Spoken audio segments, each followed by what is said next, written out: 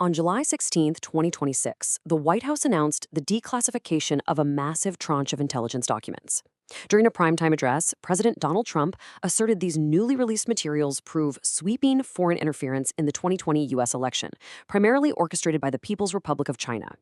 The administration claimed China conducted the largest compromise of election data in history, even alleging that members of the intelligence community actively buried evidence of these operations. On the flip side, China's foreign ministry quickly issued a formal denial, calling the allegations entirely fabricated. But diving into the exact text of these documents reveals a pretty stark contrast between the public rhetoric and the actual classified findings. So, what do the July 2026 declassified materials actually establish about Chinese activity involving U.S. voter data? And, critically, how far do they support the Trump administration's broader claims of election interference? To truly understand the geopolitical fallout and the domestic legal battles that have followed, examining the exact text of the declassified intelligence is absolutely essential. The framework for this explainer is straightforward. 1. Defining election interference. 2. The 2020 million voter records claim. 3. Intelligence and infrastructure. 4. The DHS non-citizen dispute. And 5. Synthesizing what is actually established, disputed, and unknown. Section 1. Defining election interference. In public discourse, different security concepts often get tangled up together, but there is a massive, fundamental boundary between just gathering publicly available information and actually executing a technical compromise of voting systems. Breaking this down into 5 steps makes it a lot clearer. Step 1 is data acquisition, which just means aggregating public records. Step 2 is cyberespionage, targeting networks to profile populations. Step 3 is influence operations aimed at shaping public opinion. Step 4 crosses a major line into infrastructure compromise, which is accessing secure databases. And finally, Step 5 is vote manipulation, physically or cybernetically altering ballot counts. The intelligence establishes a clear, hard boundary between those first 3 steps and the final 2. Section 2. The 220 million voter records claim. The administration anchors its primary assertion on a staggering figure, approximately 220 million voter records. The declassified files note these were compiled across 4 databases between 2016 and 2017. But here is the catch. The exact provenance of this entire collection remains completely unresolved. The released documents absolutely do not establish how much of this total represents unique individuals versus just overlapping, duplicated commercial datasets. A really critical distinction lies in where this data actually came from.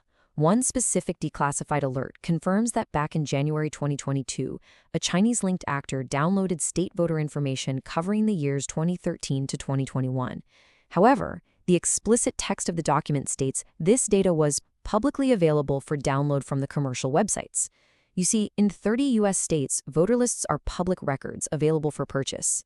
They contain names, addresses, and voting history, but they strategically strip out highly sensitive identifiers like social security numbers. This completely distinguishes the act of aggregating public commercial data from actually hacking into secure, closed election systems. A direct comparison reveals a significant gap between the White House claims and the intelligence findings. Where the administration claims a targeted hack altering election data, the intelligence shows routine gathering of publicly available records. Where the administration points to Venezuelan election manipulation as proof of U.S. vulnerabilities, the intelligence isolates that capability entirely to internal Venezuelan elections. And regarding the Muskegon voter registration claim, local security safeguards actually intercepted the fraudulent forms before any votes were cast, which an FBI probe later confirmed. Section 3. Intelligence and infrastructure. The declassified documents do illuminate an active, recorded debate within the intelligence community back in 2021. The majority view concluded China considered but ultimately didn't deploy interference efforts to change the election outcome. Meanwhile, a minority view, authored by the National Intelligence Officer for Cyber, argued China took active, low-level steps on social media to denigrate Donald Trump. But significantly, a central consensus emerged from this. Both the majority and the dissenting minority explicitly concurred that there was zero information suggesting China tried to alter technical voting mechanisms. This analytical boundary similarly applies to intelligence regarding Venezuela. A newly highlighted 6-page CIA note from the release summarizes intelligence from 2004 to 2020, detailing the Maduro regime's exploration of rigging its own domestic elections.